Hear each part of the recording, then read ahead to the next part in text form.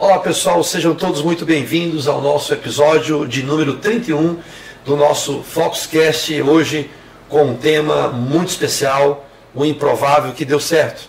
Para essa conversa nós vamos receber aqui um casal maravilhoso, querido Rodrigo Cândido e Cálita. Ele é de fato um homem improvável que deu certo. Mas antes de qualquer coisa, quero agradecer a Deus por nos permitir estar aqui e também quero agradecer aos nossos patrocinadores que estão nos apoiando nesse episódio, nesse programa. A Visão Transporte, na pessoa do nosso querido Wilson e Lúcia, muito obrigado. Se você quer transportar sonhos, procure a Visão Transporte aqui em Araguaína. É uma das melhores transportadoras que existe aqui em Araguaína. Então, muito obrigado, Wilson e Lúcia. A MC Transporte também, uma outra transportadora que trabalha aqui para a Ambev, que é também da dona Maria da Luz, que também nos ajuda prontamente. Quero agradecer a ela por sempre ser essa pessoa que investe no reino de Deus. Eu quero também agradecer a Marcos Construtora e Empreendimento na cidade de Marabá, a Aranet Telecom, a família Aranet, a pessoa do Rafael, da Karine, e também a Íntimos Cosméticos, que também incansavelmente nos ajuda. Eisenhower, Ruth Nilce, que são representantes de vários produtos na linha de cosmético, e também agora tem a distribuidora Eva. Muito obrigado, Eisenhower e Ruth Nilce. E também o Dr. Jairo, médico em medicina integrativa, que reside ali na cidade de Xinguara, que atende online o Brasil inteiro, e é um médico maravilhoso, o qual é um dos meus médicos, eu indico. Um homem muito bom e profundo conhecedor do corpo humano. E também a Hiperfarma. Eu quero agradecer também ao Daniel e à Poliane por fazer parte também desse projeto, através da Hiperfarma que trabalha no supermercado Campelo, no grupo Campelo, com essas farmácias. É uma rede de farmácia maravilhosa, que tem um preço excelente, produtos maravilhosos. E também a Renovar Recapagem, da pessoa do Vasteli, que também lembrou conosco. Se você tem um trator, um caminhão, um carro para recapar os seus pneus, procure o Vasteli aqui na cidade de Araguaína.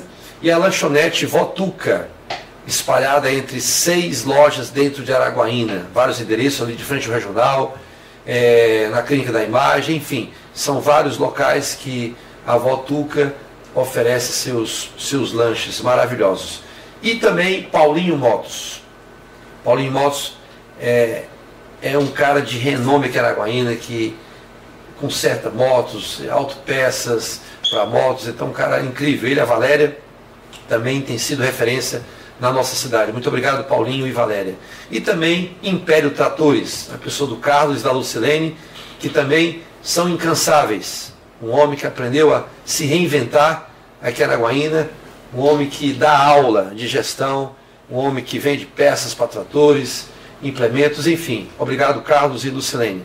Então são essas as pessoas que o Senhor separou para nos ajudar durante esse período. Então, muito obrigado a todos vocês. Eu volto aqui agora com esse casal maravilhoso.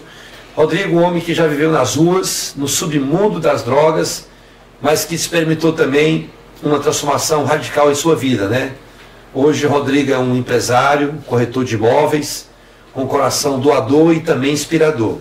E é justamente essa virada que queremos conhecer mais de perto. Como alguém que parecia sem chances encontrou um caminho de vitória. Qual foi o ponto de virada da sua história? Como a fé, a família e os valores moldaram o homem que ele se tornou? E o que ele diria hoje para quem ainda se sente preso no improvável? Por isso que o tema desse episódio chama-se O Improvável que Deu Certo. Rodrigo e Cálita, sejam muito bem-vindos ao nosso podcast chamado Foxcast. É uma honra receber vocês aqui e mergulhar também nessa trajetória que mostra que quando Deus intervém, o improvável sempre está à frente, né? Então, não somente dá certo, mas se torna exemplo de esperança para muitos. Rodrigo, como foi a sua vida antes dessa virada? Você chegou a morar realmente nas ruas da Cracolândia? O que você viveu nesse período e qual foi o fundo do poço que você enfrentou? Me conta pra gente um pouco da sua história do início. Quem é o Rodrigo Cândido? Boa noite a todos, né? A paz do Senhor, apóstolo Amilson, a todos os telespectadores, né? E ouvintes do Foxcast. É motivo de muita alegria a gente estar aqui hoje, né? Para esse bate-papo, para essa conversa. Porque esse milagre a gente tem que dividir, porque toda honra e toda glória seja dada a Deus. Verdade. E, e é motivo de muita felicidade poder hoje estar bem, hoje casado, um servo de Deus, falando sim do passado, que não foi fácil. Eu eu sou um Rodrigo, filho de uma família classe média, pai corretor também de imóveis, mãe que trabalha na educação. Tive um estudo bacana, entendeu? Até o segundo grau. Fui cursar faculdade. Cursei faculdade. Na faculdade, infelizmente, conheci o mundo das drogas, começando primeiramente com a bebida, o cigarro, a maconha. Faltando 6 meses para me formar no curso de Direito, eu resolvi, né, a trancar o curso para uma discussão em casa. E naquele momento eu tinha um carro que eu tinha ganhado com o pai numa comissão de fazenda. Vendi esse carro e fui para a Europa. E fui para Portugal. De Portugal eu fiquei um tempo também na Espanha. E na Espanha eu conheci o crack. Comecei com a cocaína, né? E acabei conhecendo o crack na Espanha. E infelizmente eu posso falar que de lá foram 17 anos até o momento de destruição na minha vida. O uso ele começou moderado, mas ele é progressivo. E eu fui usando lá na Espanha e cada vez mais, mas não admitia o vício. Esse é um dos maus, né? Que as pessoas logo no início não admitem que está viciado, não admite o uso excessivo da droga. E aí eu acabei entrando também para a vida errada. Lá na Espanha, para manter esse vício, eu que trabalhava como camareiro, lá camareiro era garçom, esse dinheiro não dava para suprir o vício. E eu conheci uma turma de brasileiros lá que trabalhava com a documentação falsa para legalização de brasileiros que iam daqui para lá e tal, com a documentação portuguesa produzida, né? E um dos locais que a gente conseguia essa documentação era numa Cracolândia de Lisboa. Então eu conheci essa turma de brasileiro que ganhava muito dinheiro e que também eu conheci dentro do uso. É tão difícil de falar, mas eu conheci. Engraçado, eu fui sair do Brasil para ir trabalhar lá, comecei um trabalho nas obras, depois fui de camareiro para um puticlub, que a gente chamava, um puteiro dentro da Espanha, um lugar difícil, que na realidade não era, trabalhava de barman, garçom lá, mas na realidade o foco lá não era nem isso, o foco era as drogas que eram vendidas lá dentro. Que sustentava, né? Sustentava aquele comércio. E lá eu me enganchei mais ainda, né? Então, lá eu conheci essa turma de brasileiros e comecei a sair de lá e fui trabalhar com esses brasileiros. E aí, esses brasileiros que trabalhavam com essa documentação, logo eu tomei frente também já de uma turma. Eu ganhava muito dinheiro lá, fazendo essa parte de documentação e tudo. Mas o dinheiro também que eu ganhava ficava tudo na história, porque a droga toma tudo. E aí o uso começou cada dia mais compulsivo, maior, até aconteceu uma operação lá, eu fui preso e fui deportado para o Brasil. Aí cheguei no Brasil praticamente sem nada, que quase não tinha restado nada devido ao uso. E aqui fiquei por uns 60 dias ainda cheguei no Brasil, tô todo perdido. E preso? Não, lá eles me liberaram lá, no Brasil a Polícia Federal me recebeu, eu já sabia já, mas me liberaram e eu voltei para minha cidade, que era Uruaçu, Goiás. E aí voltei todo, mas sem comentar para a família que estava no vício. Só comentei que tinha sido deportado. A gente não conta a verdade também para a família, porque na realidade eu estava frustrado. Eu saí, quando saí, que tranquei a faculdade para ir para lá, era para ir ganhar dinheiro. Que na realidade eu fui para lá, não ganhei dinheiro, ainda trouxe uma destruição maior para minha vida, que foi, né, conhecer a química, até a química pesada, como vamos falar, né, que seria da cocaína e do crack. Porque aqui no Brasil eu não tinha conhecido ainda a droga mais, vamos falar, mais potente, né, que me levou realmente à destruição. Então, quando eu voltei para o Brasil, voltei bem acabado. Porém, eu não tinha admitido isso para a família. E aí, também bebendo muito, e uns 60 dias ainda o dinheiro, ainda cheguei com aquela, parecia que tinha muito dinheiro, né? Que o dinheiro ainda que tinha, eu vou gastar ele todo aqui mostrando que eu tô bem, né? E todos os dias desses 60 dias saindo, e para uma pessoa que a família conheceu de uma forma e quando voltou de outra, né? Eu trocava dias ou noites, né? Por dia e tudo, e virado e agressivo. E quando falava alguma coisa, citava alguma coisa errada, eu já não admitia, falava que não. Então,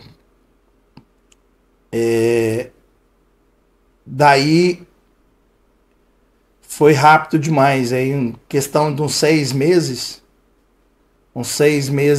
que eu já estava no Brasil, já era notório que alguma coisa de errada estava acontecendo. O dinheiro já tinha acabado, o vício estava claro, né? E mesmo ainda todos da família já sabendo, eu não queria admitir. E aí eu comecei a voltar a tentar trabalhar com meu pai, mas meu pai é um homem hoje com 82 anos, então de um outro tempo também, né? Então meu pai era muito exigente com relação a fazer as coisas de uma forma correta, certa, né? E aí começou os embates dentro de casa. E aí eu falando que eu ia sair de casa porque não aceitava que ninguém mandasse em mim, já tinha morado fora, longe da família. Infelizmente, eu acabei saindo de casa, fui tentar em Goiânia um trabalho em Goiânia, voltei para uma loja que no tempo da faculdade eu tinha sido vendedor, porque sempre fui comunicativo, né? Fui um cara que comunicava bem e tal. Mas esse serviço, lógico, foi questão de meses, eu já estava falhando no serviço, porque já estava meio engatado já nas drogas mesmo. E aí foi questão de... O processo ele é realmente duro, mas não dá para esconder. E questão de alguns meses eu larguei o serviço, passava recaídas aí de uma semana usando drogas e realmente, principalmente o uso do crack, ele é uma guerra espiritual. Porque eu falo que o cenário que sempre foi preparado, principalmente para mim, ele era um cenário realmente, de Sodoma e Gomorra. Era a cidade do inferno sempre. Então, aonde eu me deparei com muitas coisas. Então, logo eu fui também detido aqui no Brasil por estar em bocas, locais indevidos. Então, teve uma apreensão em Goiânia, num lugar, e eu estava nesse lugar com alguns assaltantes. Acabei sendo levado, mesmo não tendo nada a ver com a situação, acabei sendo levado junto. E aí, nesse primeiro momento, me deparei com a primeira prisão dentro do Brasil, né? E meio perdido, e aquela hora eu, na onde socorrer? Socorri com a família, né? Liguei para a família. E aí, contei a história, logo eles mandaram um advogado para lá, e minha mãe foi junto com meu pai, sem acreditar. Me perguntaram se eu já tinha feito alguma coisa de ruim. Eu falei, olha, a única coisa de ruim que eu tô fazendo é comigo mesmo, mas eu tava num local usando drogas onde que realmente estava com essas pessoas, né, indevidas. E, infelizmente, aconteceu de eu chegar aí preso a primeira vez. E aí, graças a Deus, réu primário, saí, mas saí já meio perdido, né, de novo. Porque quando você não reconhece, né, realmente o vício, não reconhece que você está realmente perdido, né, nesse mundo obscuro, não tem jeito. Só tem jeito quando você realmente aceita. Né? Só tem mudança quando tem aceitação. E eu não tinha aceitação. Então saí, voltei para a casa dos meus pais de novo. E aí eu ficava naquele período de 30 dias bem, 40 dias bem. Quando pegava num dinheirinho, sumia. E isso, pastor, para não prolongar, que assim, mas é uma conversa, mas a história é longa, né? Se a gente for parar para pensar aqui, tudo que eu passei, nós daríamos aqui um filme ou um livro, e um livro grande, porque são muitos episódios, mas vamos citar aqui os mais importantes, sim, né? Sim. Fica à vontade. E aí eu voltei para casa e meses começaram a se passar, logo anos. E isso já tinha ficado claro para a família do uso com o crack. Veio a primeira internação. E para mim foi muito duro, porque pessoa que livre para depois uma pessoa te ditar como fazer isso ou fazer aquilo. A primeira internação que eu tive foi voluntária. Eu fui logo depois desse fato. E aí fui para uma clínica, mas também não... Só para desintoxicar mesmo, porque nem lá tinha tratamento e tampouco eu estava preparado para esse tratamento. E quando eu estava com 4 meses, eu arrumei uma confusão lá e falei que queria ir embora e liguei para a família e a gente manipula a situação até a família tirar, e me tirou de lá. E aí a gente volta cheio de si, né? Não, eu não vou usar mais porque eu não quero mais usar. Eu vou mostrar que você é homem. Mas não é bem assim. Não é só falar eu não vou usar porque eu mando em mim e mando da minha vontade. E aí, novamente, com 2, 3 meses que estava fora da clínica, no mundo, né? Mas voltava para as coisas do mundo novamente, a bebida, o cigarro. E quando menos esperava, eu estava de novo numa boca de fumo, usando. E esse ciclo vicioso, ele aconteceu por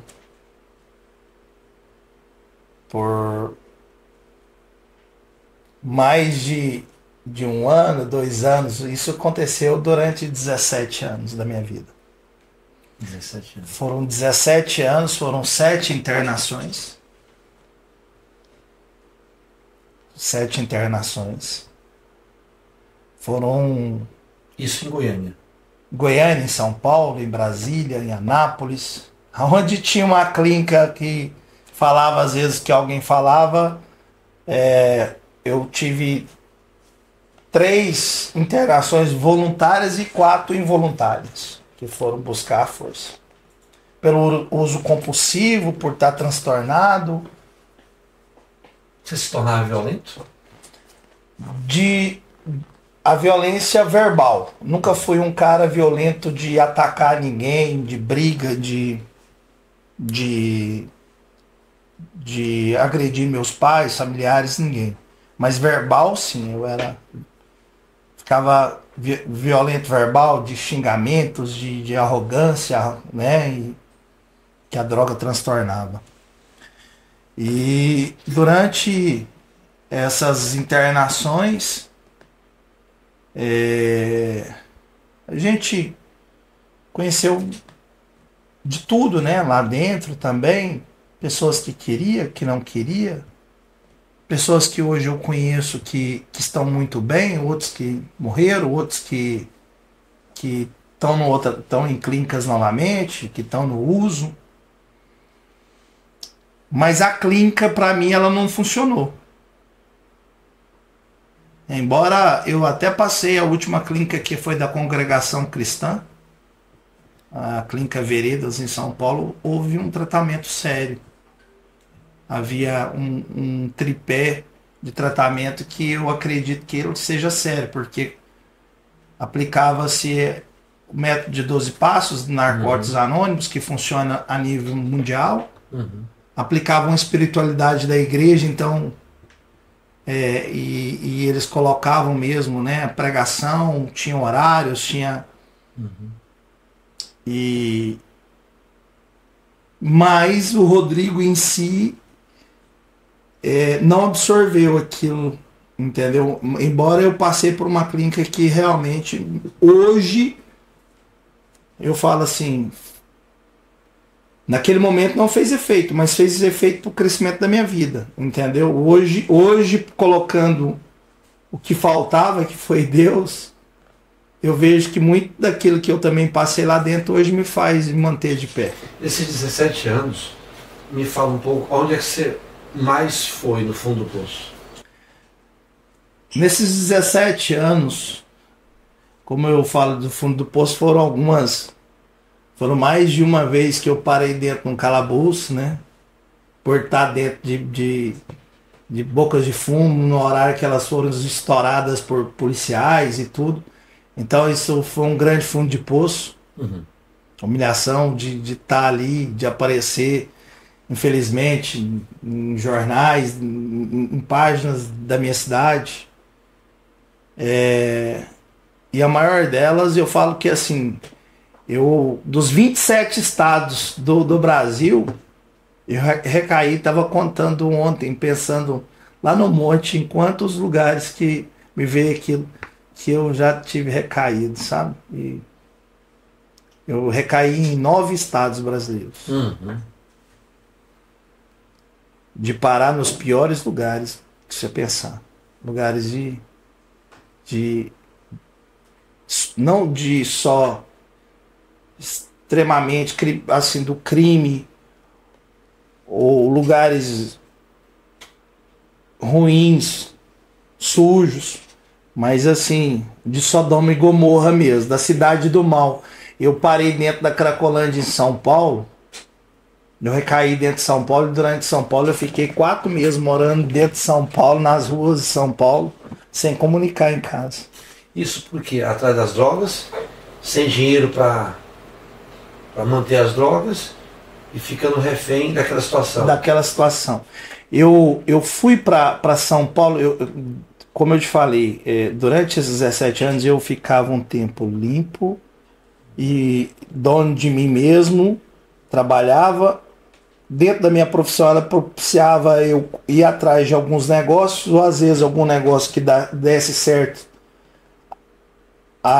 Eu estava naquele momento. Se eu ficar alegre, eu uso droga. Se eu fico triste, eu uso droga também. Porque assim, o meu humor, eu usava ele como combustão, o uso de drogas.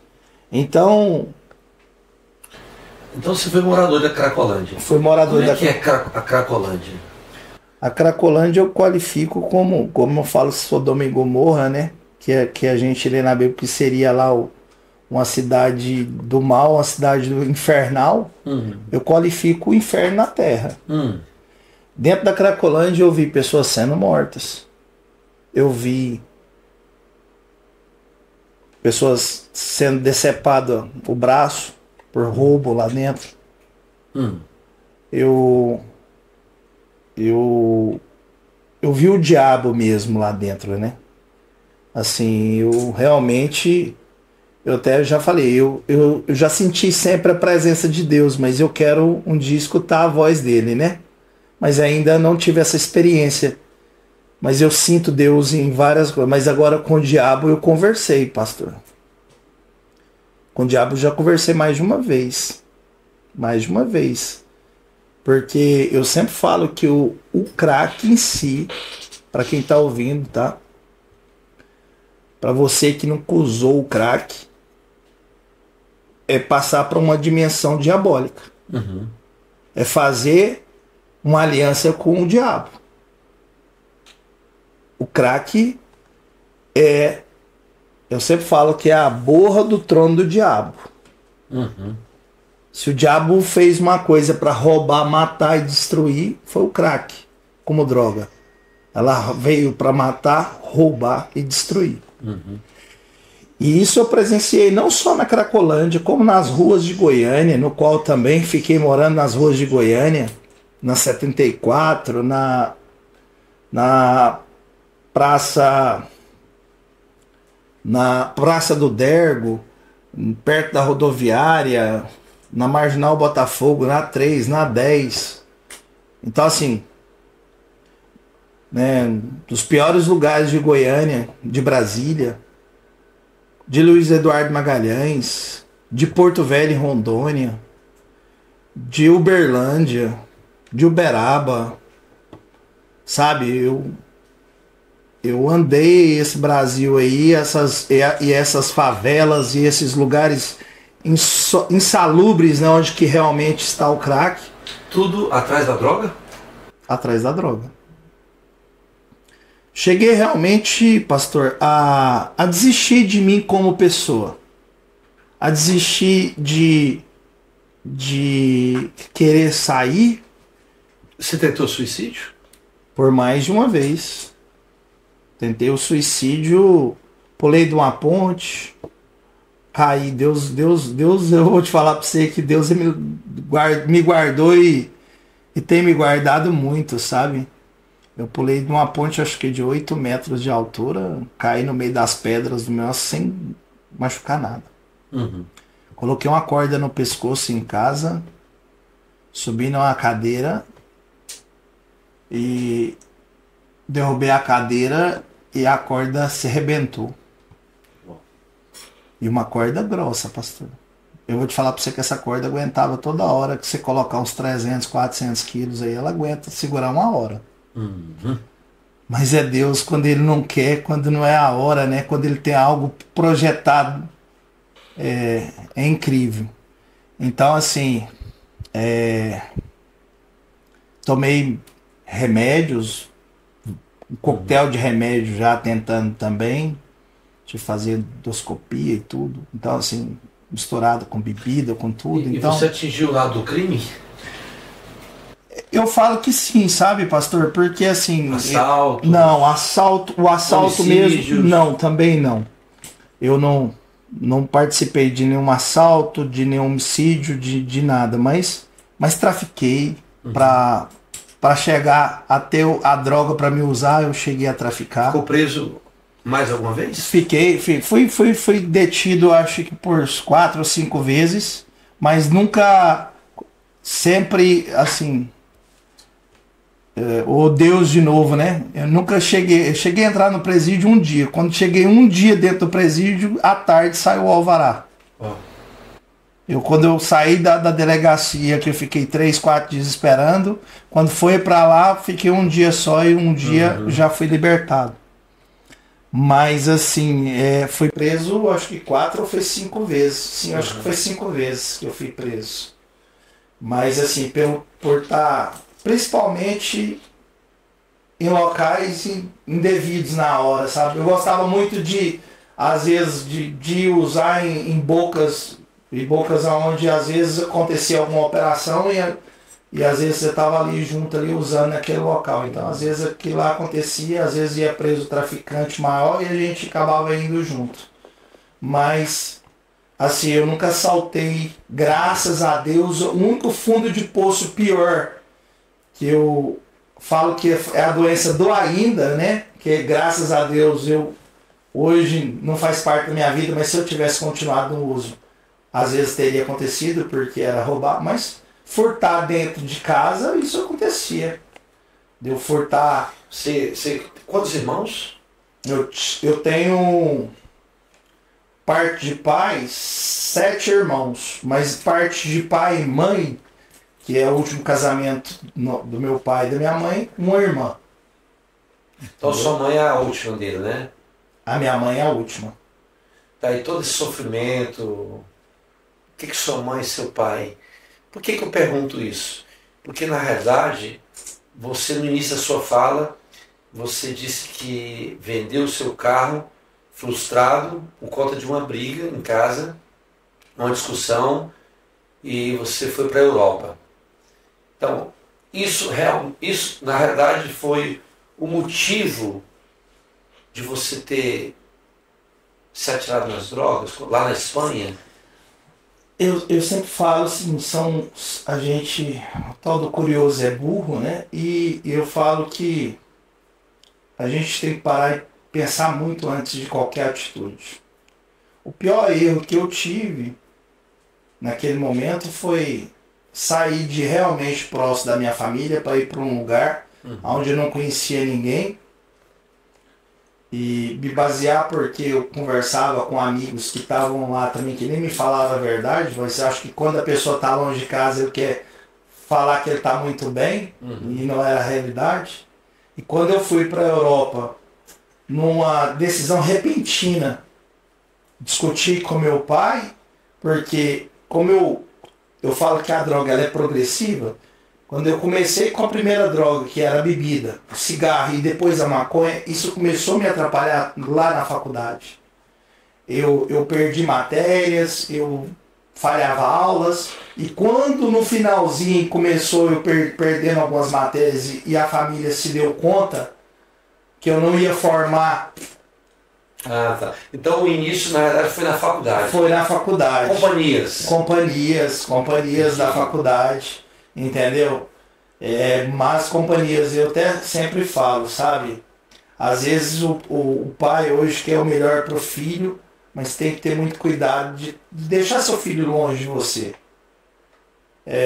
Eu fui para Goiânia, né, para estudar longe da minha família, e infelizmente, entendeu? Eu conheci pessoas, né, que me apresentaram esse mundo das drogas, que eu achava que muitos acham que não é droga. É só um baseado, é só uma maconha, é só uns dias de bebida. Porque a pior bebida que existe, a pior droga que existe é a bebida. A pior. Aí o povo fala assim, não, é o crack. O crack, eu sempre falo, o crack é a aliança que você faz com o diabo. Mas qual que é a pior droga? É a que abre porta para as outras. O álcool é o que abre a primeira porta. E depois da primeira porta você só vai acessando outras portas. Você só vai acessando outras portas. Então, quando eu comecei a beber na faculdade, aí eu já conheci o lança-perfume, eu conheci drogas sintéticas, mas que usava esporadicamente. Eu achava, não, isso é curtir. Igual os jovens falam, tô curtindo, vou para um carnaval, vou comprar um vidro de lança e vou curtir. E isso foi abrindo brechas dentro da minha vida para que outras situações foram acontecendo. Então o que acontece? O meu senso de responsabilidade, eu fui me perdendo ali. Responsabilidade comigo, responsabilidade com a família, responsabilidade que a família estava fazendo do último para tentar pagar uma faculdade, me colocar bem. E aí quando chegou assim, a família né? Todo mundo fala, olha, você tá dessa forma aqui, você não vai formar agora porque você tá usando droga. Ah, não, fumei maconha, experimentei, eu não sou usuário, eu não sou viciado. E aí, não, mas você é viciado sim. Não, não sou viciado. E aí aquela coisa assim do egocentrismo, né? Que achar que eu sou dono de mim mesmo. E naquela hora eu rompi com a família, uma briga ali. Tranquei a faculdade, falei que não queria ajuda de ninguém. E aí eu tava na internet falando com um amigo que tinha saído, tinha ido para Portugal. E aí eu peguei, tranquei a faculdade, vendi o carro e eu fui fazer aquela história bonita que todo mundo fala do mochilão, né? Vou conhecer a Europa, vou conhecer lá, vou ganhar dinheiro, volto depois, reabro a matrícula da faculdade, não vou depender de ninguém. Uhum. Cheguei lá, não era acostumado ao serviço duro, né? Uhum. Primeiro que sobrou para mim lá foi igual o povo fala, lavar banheiro, servente de pedreiro, e que é um serviço digno, mas que eu não tinha conhecimento nenhum, eu tinha trabalhado isso no Brasil. E aí, logo eu me frustrei novamente de ter ido para lá, mas também com vergonha de falar assim, deixa eu voltar para trás, né? Vergonha de ligar para a família e falar assim, nossa, o que eu vim fazer aqui? Quando o pessoal me ligava ainda, eu falava assim, não, tô bem, tá tudo certo aqui. E aí, de lá de Portugal, eu fui para a Espanha, onde que eu sempre falo que são ciladas que o inimigo prepara. Ele foi preparando ciladas para mim, sabe? Deixa eu te fazer, cortando aqui, é o seguinte.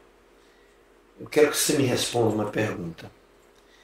Você que viveu no mundo das drogas. O vício, né?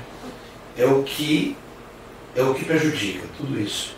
A pessoa pode estar viciada, por exemplo, numa série. Ligou um stream lá, vai assistir uma série. Ele fica logo e quando ele não termina, ele não para. Compulsividade, né? Então assim, tem pessoas que são viciadas no sexo, tem pessoas que são viciadas em várias outras coisas. A droga é mais ou menos isso. Eu queria que você falasse, respondesse isso. Quando você usou a droga pela primeira vez, foi a maconha? Foi maconha. Pois é, a maconha te deixa o quê? Isso te fez bem, fazer com que você fugisse dos problemas, esquecesse a realidade das coisas. A maconha e a bebida, não, ela assim, eu usei, ficava zen, é uma fuga assim, é uma fuga. Mas eu não encarava dessa forma, principalmente no início, com a maconha, com a bebida. Como é que você encarava? A maconha e a bebida eu encarava como os jovens encaram hoje, no dia de hoje. Estou curtindo, tô conhecendo, tô no auge. Uhum. Mas assim, agora, já a química pesada, a cocaína, o crack, aí sim, realmente uma fuga da realidade. Aí é o seguinte, quanto mais você olha a sua realidade, eu sempre falo, quanto mais você olha o seu fundo de poço, quanto mais você se enxerga, olha no espelho e você vê o desastre que está acontecendo na sua vida, mais você não quer ver. E assim, aí você usa para fugir, é uma ilusão. Só que aí você também, depois que já está lá, você enxerga a ilusão e usa para não sair dela. Você entendeu? Assim, você usa para... Você chora. Você não fala assim, eu não queria chorar. Aí você vai para lá e quando você está lá, fala assim, agora, meu Deus, eu não posso parar de chorar. Por quê? Porque você enxerga que você está ali se autodestruindo e você fala assim, agora que eu quero me autodestruir mesmo. Porque olha onde que eu parei. Você estava lá na Cracolândia, vivendo isso. Sim. Você sabia que estava errado. Você sabia que a família se tinha deixado tudo para trás. Só que você não tinha força para sair. Não tinha força para sair. E nem queria sair. E nem queria, naquele momento não queria sair. Por quê? Porque assim, eu falo que querer todos querem. Querer, todos que estão ali usando, Nós vamos chegar mais à frente, né? Falando aqui, eu falo isso para os meninos da feirinha aqui, né? Onde alguns usuários que a gente visita aí, todos que estão ali, ele já sabe o quanto que ele está se destruindo. Ele não tem forças, isso é verdade. E infelizmente, quando a gente fala que não é só químico, é realmente espiritual. O diabo ele prepara a cilada na cabeça do cidadão quando ele está com uso, que ele é manipulado, ele põe a droga na palma da mão dele, e aquela coisa tão insignificante conduz ele para todo lado. A gente fala, gente, o diabo queria que Jesus se prostrasse para ele, né? Jesus nunca se prostrou, né? Não. Mas quem Jesus mais ama não somos nós? Infelizmente nós nos prostramos. Quem está no uso de drogas, e eu, quando estava, me prostrei várias vezes. Várias vezes me ajoelhei para o diabo sem ver. E uma das coisas que, engraçado, que se você conversar com o usuário, ele vai falar na hora do uso ali, que ele está na arrogância, ele fala que não. E eu falo direto, quando eu estou com um, eu falo, vou te mostrar aqui agora. O que você está fazendo? Às vezes ele está ali loucão, ele está olhando no chão, a cara está esses dias comigo lá, eu falei, olha lá como é que o diabo faz. Se olhar a palma da mão dele, chega a estar preta, chega os dedos, né? Ele fica ali areando o chão, porque às vezes no uso, a mão treme, mas não é a mão que treme, é o diabo que tira, o trem cai no chão. Na hora que cai, ele se ajoelha, ele olha, ele passa em cima da substância e não vê. Interessante, hein? Isso acontecia demais comigo. Era começar o uso, quando do nada o trem caia no chão, passava em cima da substância e não via a substância, que era a droga, mas estava ali ajoelhado, verdade, sabe? Aquele jeito assim, ajoelhado, prostrado pro diabo. Porque é assim que o diabo queria me ver humilhado, né? Queria me ver realmente ajoelhado, prostrado no chão para ele, para uma coisa que ele colocou na palma da minha mão, que ele me colocava realmente refém daquilo. Infelizmente, principalmente na Cracolândia, com crack, que foi a pior droga que aconteceu na minha vida, ela realmente me colocou refém daquela substância. Eu até falei, e a pessoa chega ali, ele usa para não ver a realidade, ele realmente fica refém daquela realidade, querer sair ele quer. Todos que você conversar, ele enxerga, só que às vezes poucos estão preparados para pagar o preço. E não é só o querer. Se não tiver realmente um apoio psicológico, um apoio espiritual, um apoio de família, um apoio de um lugar protegido, não tem realmente. E você recebeu esse apoio, né? Eu recebi. Conta pra gente como é que foi esse resgate. Como aconteceu esse resgate? Essa história se prolongou por 17 anos, né? Que eu falei aí das minhas idas, recaídas, internações, morando na rua, fui esfaqueado, né? Fui esfaqueado, você falando do que eu passei, né? Eu falei que vi pessoas morrendo ao meu lado, muitas pessoas que usaram drogas comigo faleceram, histórias que a gente sabe quem matou, quem morreu, estava do lado, e às vezes você tem que falar que não viu, que não, para realmente, principalmente quando você está naquele meio, porque amanhã você está ali de novo usando, infelizmente você está refém daquilo. E então eu fui esfaqueado, passei 19 dias em coma. Da outra vez fui esfaqueado por 2 vezes. A outra vez eu fiquei 1 semana, mas a primeira vez sim, quase morri. Levei uma facada, pegou no peito, que inclusive a artéria saiu para fora. Eles conseguiram emendar a artéria. Nossa, mas é verdade, a artéria tem que se comisar. E perdi Esse braço esquerdo aqui eu tenho 20% só da força desse braço. Por causa também de uma nervatura que perdi aqui em cima. E, bom. Mas graças a Deus, Deus preparou essas situações, me deu a oportunidade, porque eu falo assim, para muitas pessoas que usam ou estão no uso, olha, Deus te livrou. Deus me livrou durante 17 anos, eu sou grato, porque poderia ter morrido. Mas graças a Deus, uma mãe que sempre ajoelhou, sempre falo, minha mãe não, minha mãe é católica, sabe? Eu até falei para ela que ela tem que conhecer, ela tinha que se converter, né? Mas minha mãe sempre buscou a Deus. Uhum. E minha mãe nunca desistiu de mim. Uhum. Mãe é mãe. Minha mãe nunca desistiu de mim. Minha mãe foi nos piores lugares do Brasil atrás de mim, inclusive na Cracolândia, nas ruas de Goiânia, nas ruas aqui do Tocantins, nas ruas de todos os estados que eu já assumi. E ela nunca perdeu a fé que Deus um dia faria um milagre. Uhum.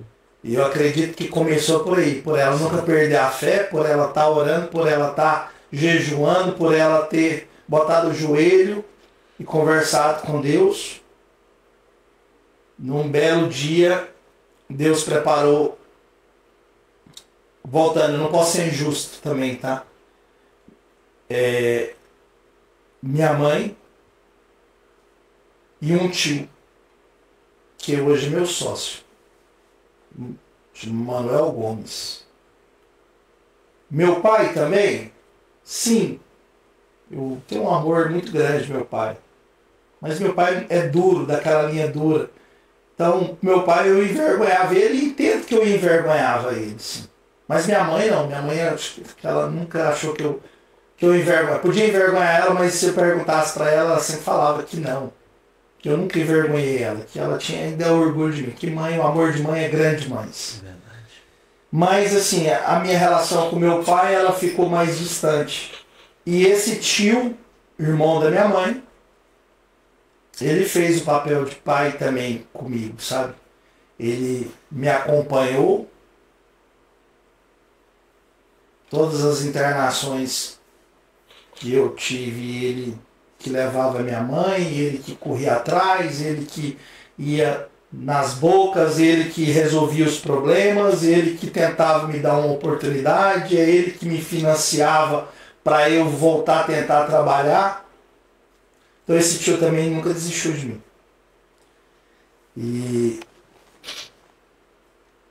E aí esse tio, como uma forma dele apostar e assim falar, né, se eu deixar ele parado sem ninguém apostar nada nele, às vezes ele vai se sentir frustrado e vai voltar para as drogas. Então esse tio meu sempre era o que me financiava, o telefone que eu deixava na biqueira, os bens pessoais para voltar a trabalhar como corretor, que eu precisava de comunicação. Era ele que me dava de novo, ele que apostava numa viagem de me levar, porque eu já tinha fumado carro, moto, que eu tinha perdido tudo. Eu perdi tudo. Cheguei a andar com um chinelo de um pé e outro do outro. E desde o cigarro, que era o vício que eu ainda continuava, quem me dava o cigarro todos os dias, levava para mim, eu me dava o dinheiro, era esse tio ou minha mãe. E aí eu falava para esse tio, olha, quando eu vender uma fazenda, você vai levar metade. Né? Mas ele nem ele acreditava nisso, mas também não deixava, quando eu queria recomeçar, de acreditar em mim, de me dar aquela oportunidade. Então foram as duas pessoas que, sabe, que não largaram a minha mão de forma alguma. Sua mãe e seu tio. Minha mãe e meu tio. E aí, Deus preparou o lugar e a pessoa, e falou assim, chegou a hora, eu acho, depois das orações, principalmente da minha mãe, do meu tio, da minha família, que eu acho que também que orava por mim.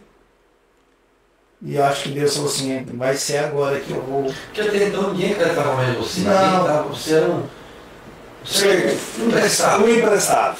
Um zero à esquerda. Uhum. Aquele cara que o povo tinha era medo. Se eu entrasse num lugar, o povo andava atrás pensando, será que ele vai... Até porque tu é pequeno, né? Então, assim, Grande. na realidade, assim, todo mundo já tinha falado disso aí, não tem jeito, não. Inclusive, eu vou te contar essa história, é bacana.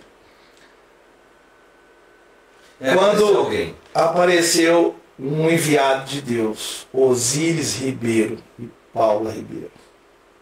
Osíris foi um cara que nós fizemos segundo grau juntos, e ele fez com EJA, ele é 9 anos mais velho que eu.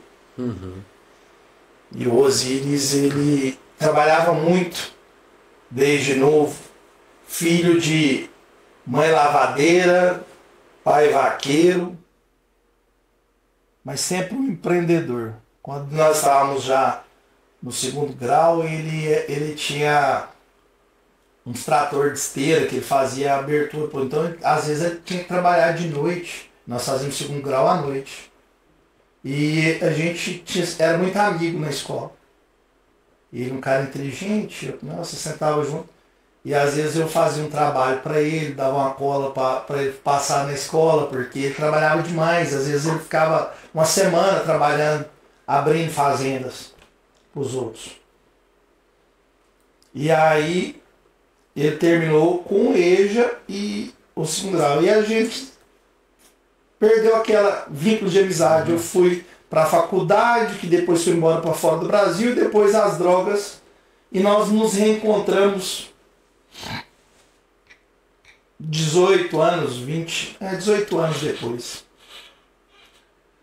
Ele já sabia da história, porque cidade pequena, 40 mil habitantes, mas eu não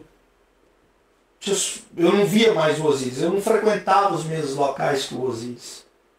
Isso em Uruaçu. Isso em Uruaçu. E eu estava na vida do vício no mundo. O Osíris se tornou um dos maiores empresários do norte de Goiás e daqui do Tocantins. Dono de transportadora. A história dele também é linda, de superação. Uhum. E confinador, dono de frigorífico, fazendeiro. Cara que veio do nada, vendedor de picolé. Uhum. Vendedor de picolé, sem ter nada de herança de ninguém, a não ser realmente a mão de Deus e a unção do Senhor. Vamos trazer o Osíris aqui. Vamos trazer o Osíris no Foxcast. E aí, o Osíris para em Uruaçu, de frente a uma biqueira, à noite. Ele estava passando e me viu de longe. Você chama biqueira, o que é? É um ponto de drogas? Um ponto de drogas, igual a feirinha aqui. Ah, entendi. A gente fala biqueira, boca de fumo, é mais ou menos aquilo ali. Lugar onde que ficam os usuários e tem um traficante por ali. Entendi. Mascarado, né? Mas fornecendo drogas. E o Osíris passou num setor desse, né, como fosse hoje. Ele Te viu. um carro preto, uma Discover, muito bonita, uma carro nova. Não. Quando eu vi aquele carro preto, eu sei assim, e ele baixou o vidro e falou assim... Nossa. Te reconheceu. Me reconheceu e falou assim, Rodrigo, quero conversar com você essa noite, umas 10 horas da noite. Esse dia eu tava acho que eu já tava sem ter ido em casa, sem tomar banho, aí uns 10, 15 dias com a mesma roupa. Nossa. Que é assim que a pessoa fica, sabe? Eu Um sei. estado de Maltrapilho. maltrapilho, de realmente de Moribundo, né? moribundo, no lixo. Uhum. Eu tava no lixo.